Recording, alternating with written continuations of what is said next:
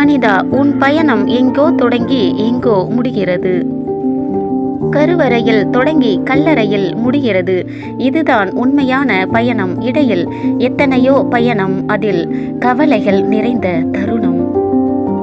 இடையில் பல பயணம் வரும், அது தடைகள் பல தரும். அதற்கு விடைகள் இதயம் எங்கெங்கோ தேடும். கிடைக்கவில்லை என்று இதயம் வாடும். இதயத்தில் பல வலிகள் ஈட்டியை போல் பாய்கிறது. அந்த வலியை தாங்க முடியாமல் இதயம் நிலவை போல் தேய்கிறது. மனமே, எதையோ நோக்கி உன் பயணம்.